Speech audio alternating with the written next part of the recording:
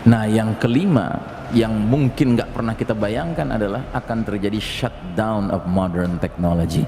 Teknologi modern ini berhenti aktif, Pak, berhenti beroperasi. Kayak besi itu nanti akan jadi lengket. Makanya instrumen-instrumen yang terbuat dari besi yang sedikit rumit nggak bisa dipakai lagi nanti. Contohnya sepeda, besi rantainya kan besi, gearnya besi, nggak bisa dipakai. Bedil, pelatuknya besi, pelurunya besi, nggak bisa dipakai. Tidakkah kita menyadari sekarang ketiga perkara itu sudah lengkap?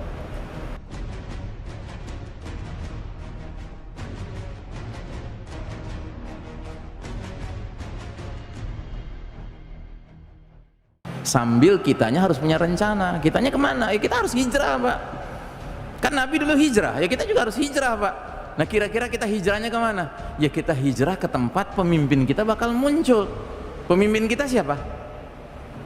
Al-Mahdi, Amirul Mukminin fi akhir zaman. Munculnya di mana? Senayan. Hah? Di mana munculnya Al-Mahdi? Di Mekah dia munculnya. Jadi idealnya kalau kita bisa, kita siap-siap hijrah ke Mekah, idealnya. Kalau nggak bisa, kita hijrah ke Syam. Karena yang hijrah ke Mekah memang hanya as-sabiqunal awwalun, generasi awal saja dari pionir-pionir yang membaiat Al-Mahdi. Tetapi yang kebanyakan umat Islam nanti akan hijrahnya ke Syam. Karena apa? Dari Mekah itu Al-Mahdi akan menuju ke Syam, karena di sanalah khilafah ala minhajin nubuwah akan tegak. Gitu. Kebanyakan umat Islam nanti hijrahnya ke Syam. Tetapi yang sedikit, yang awal-awal itu hijrahnya ke Mekah, karena mereka ingin menjadi as-sabiqunal awwalun yang registrasi langsung kepada Al-Mahdi pada masa Al-Mahdi masih sepi pendukungnya. Gitu. Baik, kemudian yang berikutnya, global famine, kelaparan mendunia terjadi. Makanya ada dalil mengisyaratkan kalau kalian sudah lihat bintang berekor di bulan Ramadan, simpan makanan sekuat kemampuanmu. Ya. Karena apa? Nanti akan terjadi kelaparan di mana-mana. Ya bayangkan 40 hari 40 malam matahari bersinar karena tertutup oleh kabut asap tebal, maka tanah tidak bisa kena matahari, tanaman, tumbuhan, pohon-pohonan nggak menghasilkan. Maka orang di mana-mana kelaparan. Dan yang mengerikan, kalau orang sudah kelaparan, terjadilah saling berbunuhan memperebutkan makanan. Gitu. Nah, yang kelima yang mungkin nggak pernah kita bayangkan adalah akan terjadi shutdown of modern technology. Teknologi modern ini berhenti aktif, Pak, berhenti beroperasi. Bagaimana penjelasannya? Ya bayangkan batu besar, Pak, bergerak dengan kecepatan puluhan ribu kilometer per jam, bergesekan dengan udara, tentu menimbulkan induksi besar-besaran. Yang orang barat katakan akan terjadi fenomena EMP, electromagnetic pulse. Maksudnya apa? Semua benda-benda kelistrikan macet, nggak bisa dipakai lagi. Termasuk tumbukan keras batu kepada tanah itu, daratan itu, menurut ahli fisika akan merubah sifat zat-zat tertentu. Kayak besi itu nanti akan jadi lengket. Makanya instrumen-instrumen yang terbuat dari besi yang sedikit rumit nggak bisa dipakai lagi nanti. Contohnya sepeda, besi rantainya kan besi, gearnya besi, nggak bisa dipakai. Bedil, pelatuknya besi, pelurunya besi, nggak bisa dipakai. Dan inilah yang Nabi maksudkan dalam hadis sahih riwayat Muslim. 3 kali Nabi sebutkan di hadapan para sahabat, wa'udtum min haitsu bada'tum, wa'udtum min haitsu bada'tum, wa'udtum min haitsu bada'tum. Kalian akan kembali kepada kondisi seperti sedia kala. Kalian akan kembali kepada kondisi seperti sedia kala. Kalian akan kembali kepada kondisi seperti sedia kala. Para sahabat mendengar hadis ini nggak ngerti. Kenapa nggak ngerti? Karena mereka tidak pernah hidup dengan komputer, nggak pernah hidup dengan handphone, nggak pernah hidup dengan listrik, dengan mobil, motor, pesawat udara. Mereka nggak ngerti. Kita yang hidup di era teknologi canggih sekarang ini membaca hadis ini bisa membayangkan, oh ini maknanya akan terjadi setback of civilization.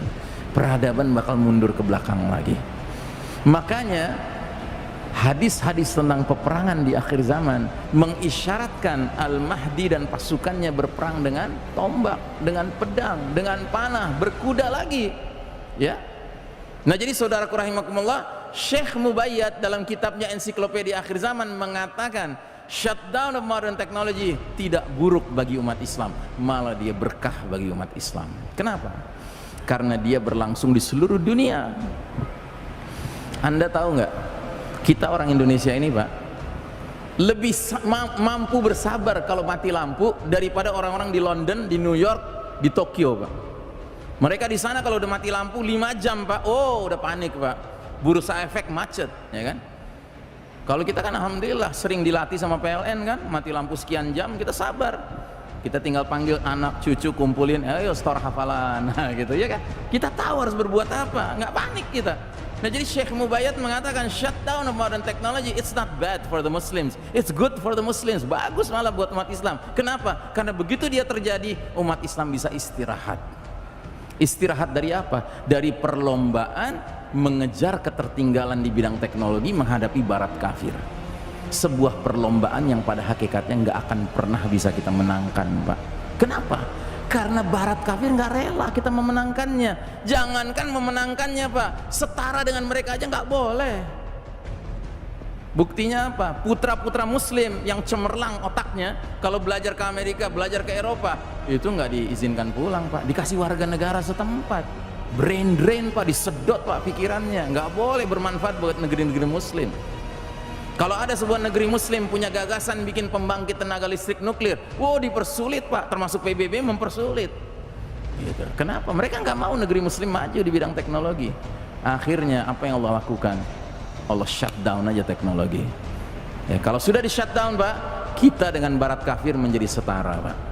Jadi 0-0 situasinya. Dan kalau sudah seperti itu, Pak, kaedah orang Betawi baru boleh kita pakai, Pak. Lo jual, kue borong gitu, ya kan? Dengan catatan kitanya latihan, Pak, persiapan. Nah, persiapannya apa? Ya diantaranya laksanakan hadis Nabi yang sudah kita dengar dari dulu. Didiklah anak kalian memanah, berkuda, berenang. Ini hadis bakal berlaku, Pak, nanti, Pak. Dan jangan kita sok-sok modern dalam menafsirkan hadis ini. Ustadz, itu maksudnya bukan benar-benar memanah, Ustadz, belajar nembak. Oh sorry, nggak ada hadisnya tuh Al-Mahdi pakai M16, pakai AK-47, nggak ada gitu. Ustadz, itu bukan benar-benar berkuda, Ustadz belajar bawa tank, belajar bawa jet gitu kan, nggak ada tuh hadisnya. Isa alaihissalam nanti turun naik Phantom, naik Stealth gitu, nggak, diantar malaikat. Nah, jadi saudaraku rahimakumullah, ya, inilah yang harus kita antisipasi dalam waktu dekat ini. Kita nggak tahu kapan waktu itu akan terjadi, tapi kalau ngelihat perilaku manusia hari ini, Pak, tampaknya azab Allah is very close, sudah sangat dekat, Pak. Karenanya kita harus mempersiapkan diri dan keluarga kita, ya, untuk menghadapi situasi huru hara akhir zaman yang di satu sisi mengandung banyak kesulitan-kesulitan, tapi di lain sisi bersamaan dengan kesulitan itu ada kebaikan, ada busyra, ada kabar gembira. Apa itu? Hadirnya pemimpin kita dan berpindahnya kita ke babak kelima, ya.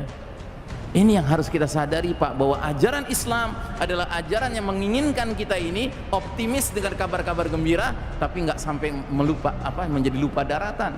Kita harus ingat untuk dapat kabar gembira itu ada kesulitan-kesulitan yang harus kita hadapi. Dan jangan cuma ngeliat kesulitan-kesulitan sehingga kita jadi pesimis, padahal ada kabar gembira di balik kesulitan-kesulitan itu yang harusnya membuat kita optimis. Inna ma'al usri yusron, inna ma'al usri yusron. Bersama kesulitan ada kemudahan. Bukan sesudah kesulitan, Pak, ada kemudahan, tidak. Bersama kesulitan ada kemudahan. Makanya ketika Nabi berbicara tentang kabar gembira Al-Mahdi, Nabi menggunakan kalimat ubasyirukum bil mahdi yub'atsu fi ummati. Ku kabarkan berita gembira akan datangnya diutusnya Al-Mahdi ke tengah umat ini saat apa? Saat perselisihan antar manusia menjadi-jadi, saat gempa semakin sering, ya, dan Al-Mahdi akan memenuhi bumi secara merata dengan keadilan setelah bumi dipenuhi secara merata dengan kezaliman di babak keempat ini. Jadi saudaraku rahimakumullah, satu hadis ini ada kabar gembiranya, datang sang pemimpin, tetapi ada kabar yang mengerikan. Perselisihan antar manusia menjadi-jadi, gempa semakin banyak, dan kezaliman merata. Tidakkah kita menyadari sekarang ketiga perkara itu sudah lengkap?